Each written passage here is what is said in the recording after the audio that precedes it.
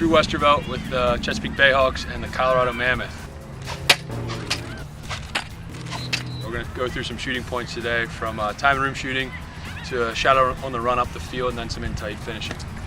So when we talk about time and room shooting, it's a shot in the game where you're able to catch it off a feed and set your feet and really get all your body momentum and use your leverage to get that all into your shot.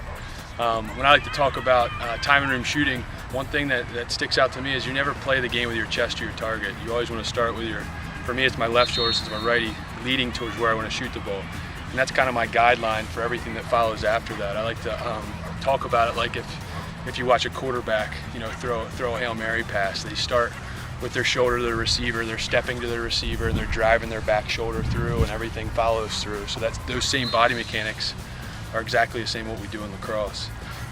Again, we start with our shoulder to our target. We're stepping down our target line. We're getting our hands back away from our body. From that point, we can either shoot the ball overhand, we can change our release point to sidearm or underhand, but our body mechanics stay the same. So again, shoulder to your target, you're stepping down your target line, your hands are back away from your body, not in tight. And from this point on, you're pulling as hard as you can with your bottom hand to your back pocket. You're pushing with your top hand and using your wrist to flick, and flicking your wrist to get that extra power on the ball.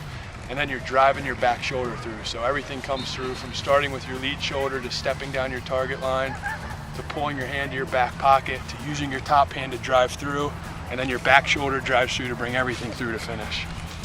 So there's a ton of pieces when we're shooting the ball, from how our hands are positioned to our stick, to how we get our body involved, to how we use leverage, to how we use strength.